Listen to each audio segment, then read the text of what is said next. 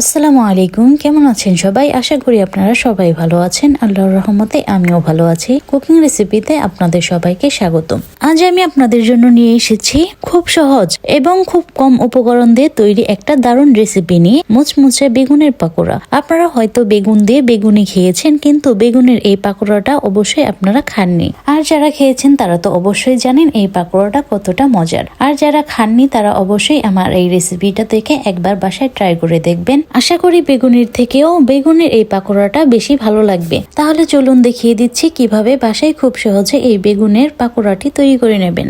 তার জন্য আমি এখানে প্রথমে নিয়েছি টাটকা বেগুন। এখন আমি এই বেগুনের আগা ও গোড়া ফেলে দিয়ে নিচ্ছি। আমি এখানে বেশ কয়েকটি বেগুন নিয়েছি। আপনারা আপনাদের পরিমাণ মতো বেগুন নিয়ে নেবেন। আর নেওয়ার সময় অবশ্যই এই কথাটি মনে রাখবেন, এই রেসিপিটা কিন্তু অত্যন্ত মজাদার হয়। তাই অল্প কয়েকটা নিয়ে পরে আফসোস করবেন না, চেষ্টা করবেন একটু বেশিই নেওয়ার। বেগুনের আগা ও গোড়া কেটে নেওয়ার পর বেগুনগুলো ভালোভাবে ধুয়ে তারপর ঝুরি করে নিচ্ছি। সাধারণত ভাজি আমরা যেভাবে কাটার সময় একেবারে চিকন চিকন বা ঝুরি ঝুরি করে কাটি, ঠিক সেইভাবে সবগুলো বেগুন আমি ঝুরি ঝুরি করে বা চিকন চিকন করে কেটে নিচ্ছি। আমি এর থেকে আর বেশি চিকন করতে পারতেছি না। আপনারা যদি এর থেকেও চিকন করতে পারেন তাহলে এর থেকেও চিকন করে নেবেন। মূলত আলু ঝুরি করার সময় যেরকম চিকন চিকন করে কাটেন, অতটা চিকন করতে হবে না, আর একটু মোটা মোটা করে কাটতে হবে, না হলে বেগুনগুলো মাখানোর পর বেগুনগুলো খুঁজে পাওয়া যাবে না। আমার সবগুলো বেগুনই ঝুরি করে নেওয়া শেষ। এই পর্যায়ে আমি এই বেগুনগুলো একটা বাটিতে উঠিয়ে নিচ্ছি। বাটিতে উঠিয়ে নেওয়ার পর দেখতেই পাচ্ছেন বেগুনগুলো আমার বাটিতে জায়গায় হচ্ছে না, কিন্তু একটু লবণ দিয়ে মাখিয়ে নেওয়ার পর আমার পুরো বাটিটাই খালি হয়ে যাবে। বেগুন মাখানোর সময় লবণটা একেবারে অতিরিক্ত ব্যবহার করা যাবে না, সামান্য পরিমাণের একটু ব্যবহার করে নেবেন, না হলে পাকোড়াটা একেবারেই তিতা লাগবে। মাখিয়ে নেওয়ার জন্য আমি বেগুনটা কিছুটা কমিয়ে নিচ্ছি। এরপর লবণ দিয়ে ভালোভাবে চেটকে বেগুনগুলো আমি মাখিয়ে নিচ্ছি। সামান্য পরিমাণ লবণ দিয়ে বেগুনগুলো মাখিয়ে নেওয়ার পর দেখতেই পাচ্ছেন আস্তে আস্তে বেগুন থেকে পানি বের হচ্ছে। যখন পানি বের হতে হতে একটু জায়গা হবে, তখন আমি এর মধ্যে বাদবাকি বেগুনগুলো উঠিয়ে নিচ্ছি এবং এগুলো থেকে চিপড়ে পানিগুলো বের করে নিতে হবে। বেশ কিছুক্ষণ সময় নিয়ে বেগুনগুলো চিটকানোর পর দেখতেই পাচ্ছেন বেগুন থেকে কি পরিমাণ পানি বের হয়েছে।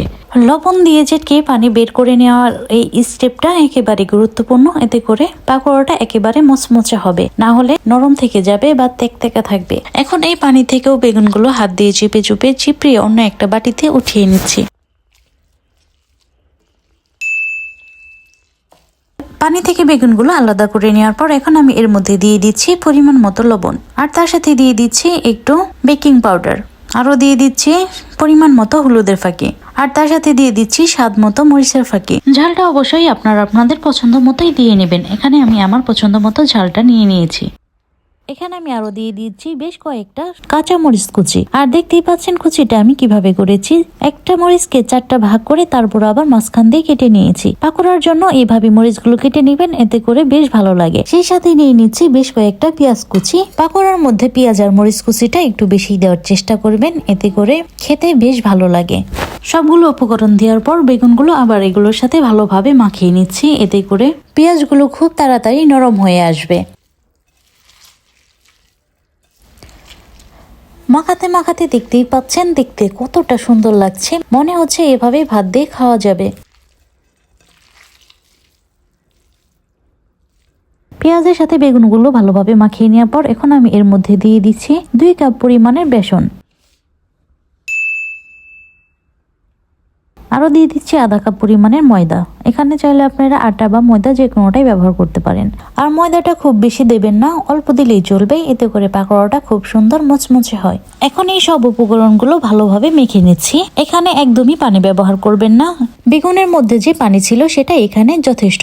আমি যে পরিমাণ বেগুন নিয়েছি সেই পরিমাণের জন্য 2 কাপ বেসনই যথেষ্ট হয়েছে। আপনাদের বেগুন যদি এর থেকে বেশি থাকে বা কম থাকে, অবশ্যই বেসনটা কমিয়ে বা বাড়িয়ে নেবেন। এখানে আমার সবগুলো উপকরণগুলো খুব ভালোভাবেই মাখানো হয়ে গেছে।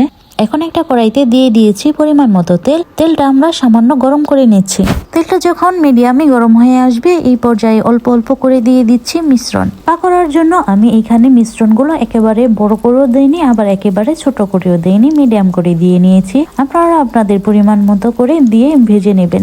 ছোট বড় যেটাই করুন না কেন, চেষ্টা করবেন যতটা সম্ভব পাতলা করে দেওয়ার জন্য। এতে করে পাকোড়াটা ভিতরে এবং বাহিরে সব দিক থেকেই মচমচে হবে। বেশ কিছুক্ষণ সময় নিয়ে নিচের সাইডটা ভালোভাবে ভেজে নিয়েছি। যখন নিচের সাইডটা ভাজা হয়ে এসেছে এই পর্যায়ে উল্টিয়ে উপর সাইডটাও ভালোভাবে ভেজে নিতে হবে। এই পর্যায়ে চুলার আঁচটা একেবারে মিডিয়ামে রাখবেন, না হলে উপর থেকেই পড়ে যাবে এবং ভিতরে কাঁচা থেকে যাবে।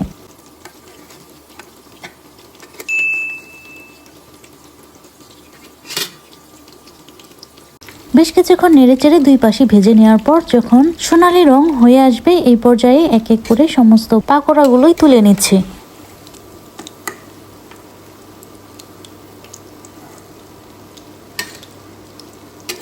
এভাবে এক এক করে আমি সমস্ত পাকোড়াগুলো ভেজে নিচ্ছি।